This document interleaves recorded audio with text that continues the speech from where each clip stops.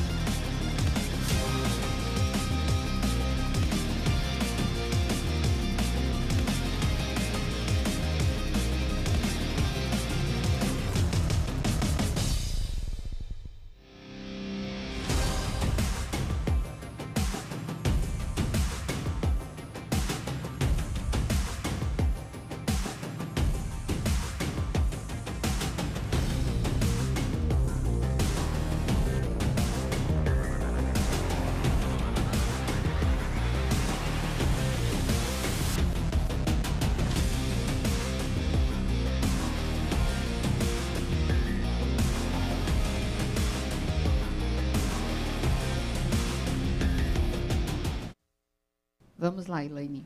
Vamos lá. A Isabela, da Pro Alexandra, nunca ouvi falar sobre isso. O Arthur, do Pro Rafael, também não. O Daniel, da Pro Débora, eu não sei. A Emily, da Pro Tatiane, nunca ouvi falar. Vou lá para baixo agora. Vamos ver se aparece alguém. A Bianca, da Pro Simone, colocou: sim, são poesias que ficam em varais. Ela faz uma pergunta, mas acho que ela estava querendo exclamar aí. Aí vamos ver o que mais. A Ana Caroline, não conheço. A Milene, da Pro Clarice, falou: eu já ouvi falar, mas não me lembro. Aí a Pro Dalva colocou: são poesias que colocam no varal. Isso. E aí? Olha, então hoje é uma boa oportunidade para vocês conhecerem, viu? É patrimônio cultural nosso, né? Imaterial. Então, é aquilo que está enraizado mesmo na nossa cultura. Não foi construído físico, né? Fisicamente, que a qualquer momento a gente pode ir lá e tirar aquilo. Não. Faz parte da nossa cultura. Tem essa questão do sentimento, né, Andréia? Bem sentimental mesmo, tá? Ó, o Pro Luiz Roberto, deve ser, ele colocou assim: conheço, em minha família já fizemos aniversário com trabalhos em cordel. Ó, que legal. Legal, legal. Vamos lá, então, para a definição do cordel e a gente vai aprofundando, tá bom? O poema de cordel é muito importante para a cultura brasileira. Ele tem como característica principal a forma de contar histórias em versos rimados. Assim como as lendas indígenas, a literatura de cordel tem sua expressão na oralidade, uma vez que os textos eram recitados em locais públicos, sobretudo no Nordeste. Além de texto, o cordel também tem ilustrações em xilogravura, técnica de impressão por meio de uma matriz de madeira. Então, a gente está vendo aí os textos de tradição oral, né? Então, como a gente viu lá na aula com o Daniel, né? Então, esses textos de tradição oral, eles trazem muito da cultura de determinada região. E, de novo, por serem orais, né? Eles vão sofrendo modificações. Então, vamos supor que eu vá visitar a minha avó no interior de São Paulo, no interior de Goiás, né? Então, eu vou ouvir uma história oral daquela região, então eles vão contar com as características daquela região, né? Vamos lá, com monstros fantásticos daquela região, episódios significativos para aquele local. Quando eu volto para minha cidade e vou contar essa história, eu posso sim, contar exatamente como estava, mas eu posso, digamos aí, entre aspas, melhorar essa história para o meu contexto, para eu chamar o meu leitor, né, para essa realidade. Então, eu coloco a história dentro de outra realidade. Então, os textos orais, eles têm essa sensibilidade, né? Então, eles vão sendo alterados, como falamos na outra aula, por conta dos vários espaços em que ele circula e os vários ouvintes e narradores. E o cordel é exatamente isso, são histórias, são narrações cantadas e elas estão no formato de poema. E cordel se relaciona também com isso, a questão da corda, né, dos varais, então eles ficam pendurados lá, bem bonitinho, assim, é muito característico nosso, né? Uhum. E muito legal para o professor trabalhar, né, com eles Sim. em sala de aula, né, fazer o varal, dá para trabalhar a interdisciplinaridade aí, né, com outras disciplinas, geografia, história e arte, né? Sim, fica legal, sim, né? Show de bola. Será que eles querem comentar? Acho que não, né? Acho que eles não colocaram nada aí para comentar. Vamos indo então com a coisa, se tiver aí no chat, aí a Andréia fala pra gente. Aí eu coloquei aqui alguns vocabulários, tá? Dos dois cordéis que estão na apostila de vocês. Embora na apostila ele esteja, né, aí no texto escrito, eu convidei uma pessoa para fazer certinho, né? Porque se eu fosse fazer a leitura, não ia ficar nada legal. A Andréia, eu gosto da leitura dela. Mas mesmo assim, o cordel, né, André? Ele tem ali uma característica específica. Coloca alguém mais característico, Isso, né? Acho que fica bem mais legal. Então, vocês vão observar que a gente vai ter um videozinho e a Rafaela, junto com o Neto, a Rafaela é de Biúna, o Neto é de São Roque, muito obrigada, já agradecendo, né, a participação de vocês. Eles gravaram um videozinho pra gente recitando aí os dois cordéis que estão na apostila. E aqui eu coloquei esse vocabulário que eu achei interessante para vocês compreenderem melhor, né, a história que é relatada aí neste cordel. Você pode ler para a gente, André, por favor? O vocabulário? Isso. Então, a gente tem emigrante, né, aquele ou aquela que se desloca de seu país para viver em outro. Flagelo, o que causa dor física ou emocional. Retirante, aquele que se retira. Pessoa que, durante o período de seca extrema, se vê obrigada a retirar-se para uma região com melhores condições de sobrevivência. E pirilampo, que é um vagalume. Isso. Então, ó, a partir desse vocabulário, a gente já percebe que direção que essa história do cordel está, né? Então, relacionado a essa mudança, vai contar o porquê que essas pessoas têm que estar, ou melhor, porquê que essas pessoas sempre estão mudando de um lugar para o outro. De que forma que isso afeta, tá? Vamos lá, então. Ó, aqui nós temos o primeiro cordel, que está na apostila, na página 51 da apostila. Nós temos ele aí escrito. Então, A Seca do Ceará, com Leandro Gomes de Barros. A gente tem disponível, tá?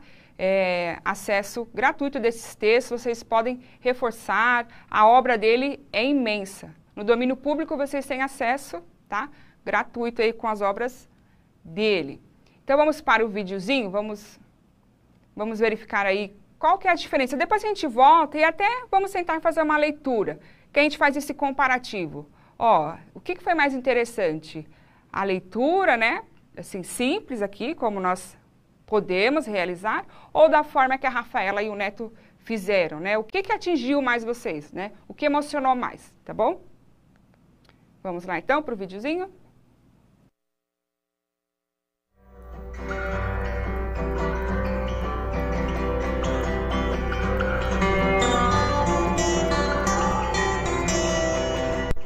Seca as terras, as folhas caem. Morre o gado, sai o povo. O vento varre a campina, rebenta a seca de novo. 5, 6 mil emigrantes, flagelados retirantes, vagam mendigando pão. Acabam os animais, ficam limpos os currais, onde houve a criação. Não se vê uma folha verde em todo aquele sertão. Não há um ente daqueles que mostre satisfação. Os touros nas fazendas entravam em lutas tremendas. Hoje não vão mais ao campo. É um sítio de amarguras. Nem mais nas noites escuras lampeja um só pirilão.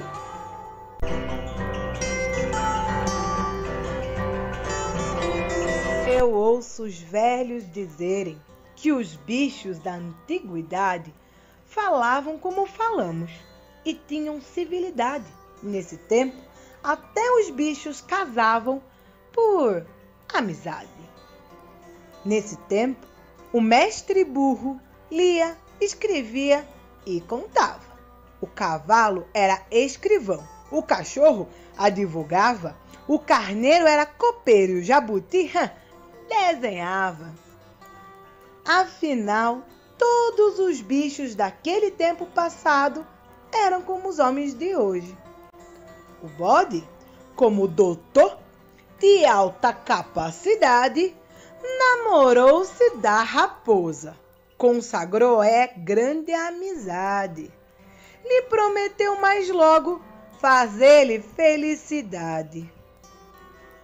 Fez um barulho medonho, como chocalho de cobra. É rangido dos dentes, da energia que sobra. Limpa o nariz com a língua, dançando, fazendo manobra.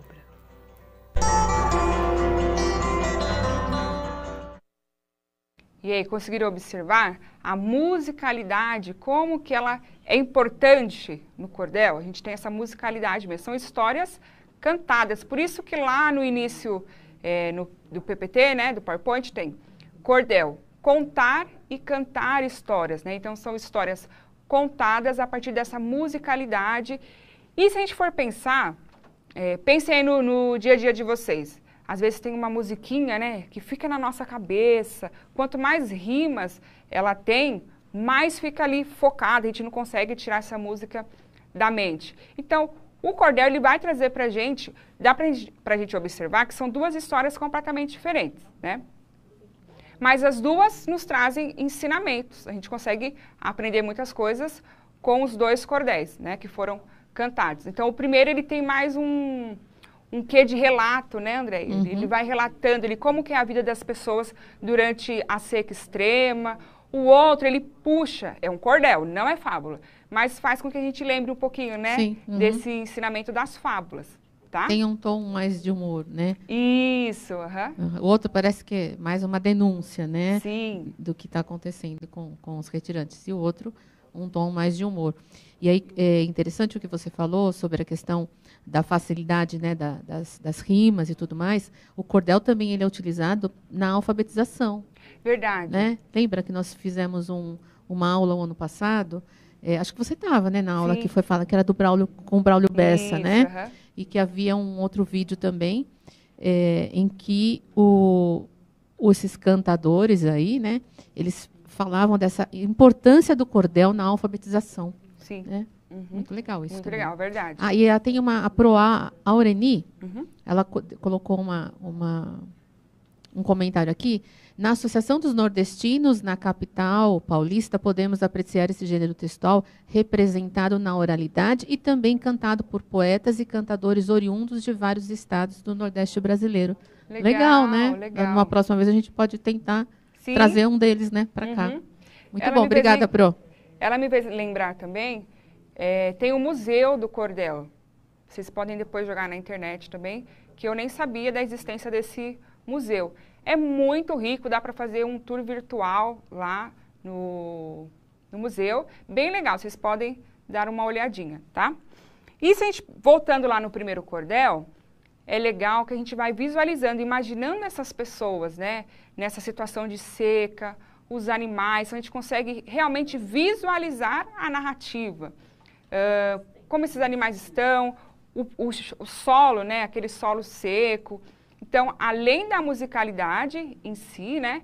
O próprio enredo vai fazendo com que a gente crie aí essa memória, até mesmo afetiva, né? A gente pode dizer que uma memória afetiva. Principalmente, né? Para quem viveu essa situação ou ouviu dos pais, avós que tenham vivenciado esse tipo de situação, tá bom? Continuando, então. Vamos lá. Aí temos algumas perguntinhas referente aos cordéis, tá bom? A primeira, qual é o cenário em que se passa o cordel? Quais são as características desse lugar? Vamos focar no primeiro, tá? Seca no Ceará, para vocês responderem essas perguntas. Depois a próxima. Que acontecimento é abordado pela voz do poema? Aí reforçando aí, né, o vocabulário, o eu lírico, né? Então, que acontecimento o eu lírico aborda no poema, ok? Vou dar aí 1 minutinho e meio para vocês responderem.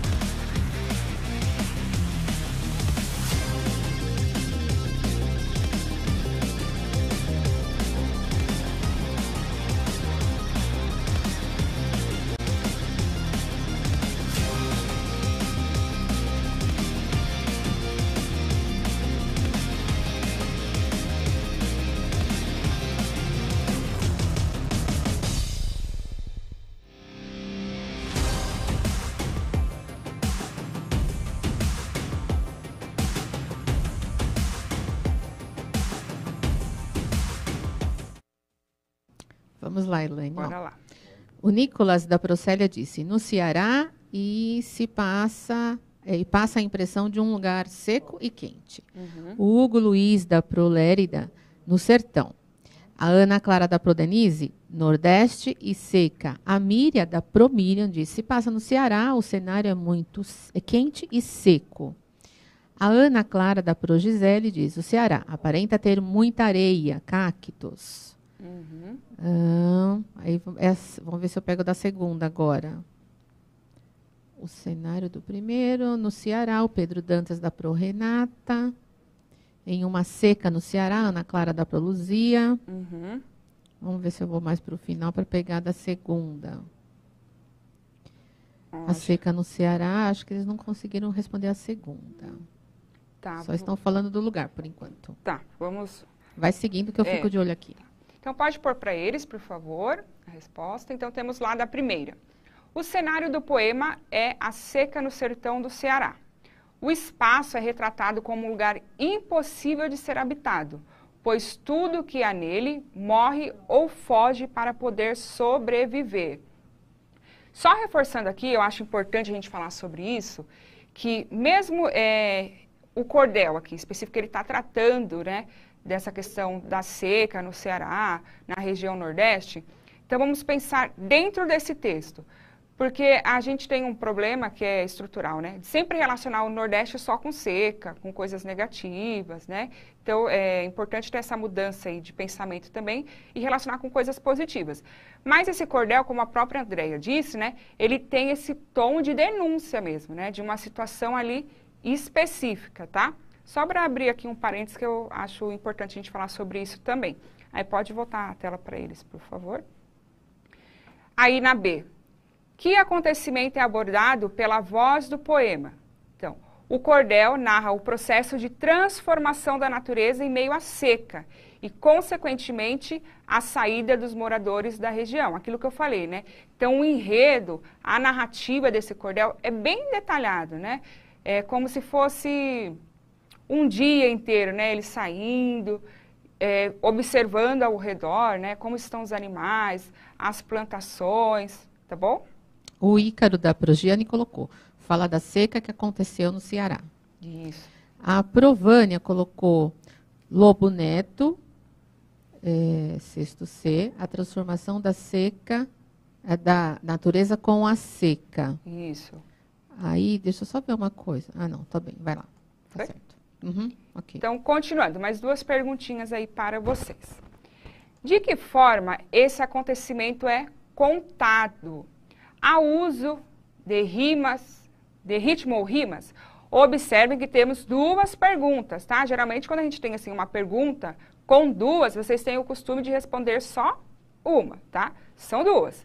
De que forma esse acontecimento é contado? Vocês vão responder. E há uso de rimas e ritmos, tá bom? E depois, quais são as consequências da seca Quais são as consequências da seca retratadas no cordel? Mais 1 minutinho e meio para vocês responderem.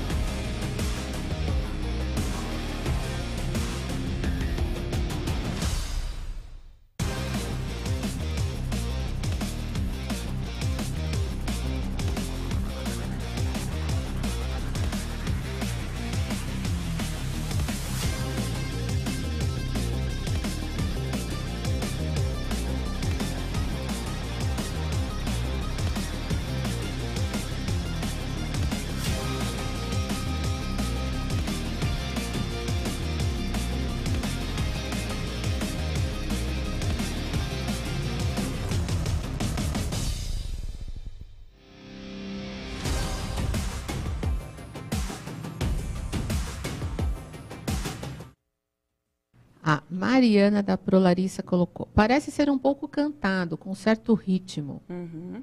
A Prorita acrescentou, é contado com características da fala, a uso de rima e ritmo próprios do cordel, né? Legal também ela ter colocado, né, essa questão de que ele preserva mesmo as características da oralidade, né? Uhum. Isso também é legal.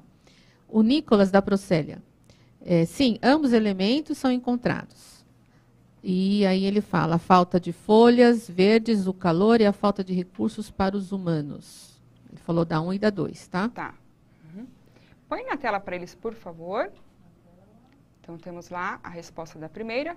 O acontecimento é narrado de forma bem descritiva, né? A gente comentou isso. Então, vai descrevendo toda a situação, o espaço, as pessoas que ali estão, os animais, tá? E é de forma musicada e rimada, né? Então, cordel, um poema cantado, tá bom? Uma narrativa cantada. Quais são as consequências da seca retratadas no cordel? Então, a partir da leitura, vemos que a seca faz com que as folhas caiam, o gado morra, o vento varra a terra. Há uma oposição entre o verde da mata que vai diminuindo conforme a seca se aprofunda. Então, essa descrição aí é muito forte, tá bom? Olha, hoje conseguimos ir fazer a aula toda. Então, foi isso, pessoal. Muito obrigada pela participação de vocês. Vamos retomar essa parte da nossa cultura, fortalecer. Ontem eu vi uma publicação do próprio Braulio, né? Braulio Bessa. Que ele falou assim, achei muito interessante, que o brasileiro, ele tem a mania de não valorizar a sua cultura local, o seu vizinho que é artista, que produz alguma coisa, ali do seu bairro, da sua cidade, que a gente quer valorizar só aquele que está nas grandes mídias, né? Então ele falou assim, o brasileiro, eu estou mais ou menos, tá falando? Então a gente, não é a cultura que a gente fortalece, e sim o famoso, né? Então fica aí a dica para a gente buscar fortalecer, né, o nosso folclore, aquilo que a gente tem que é nosso, é propriedade nossa, tá bom? Andréia? E insistindo, né? E a valorização do sujeito dessa cultura. Isso, né? Que é o que a gente tem lido bastante, a valorização do sujeito. Muito bom, Elaine. Beijo para vocês, muito obrigada. Avaliem a aula, por favor. Até amanhã. Tchau, tchau, pessoal. Para garantir a segurança no retorno das aulas presenciais e a retomada da aprendizagem pelos estudantes, o governo de São Paulo está vacinando os professores e funcionários das escolas estaduais, municipais e particulares. A vacinação já começou para os professores e funcionários da educação básica com mais de 47 anos. Faça já o seu pré-cadastro. Governo de São Paulo. Estado de respeito.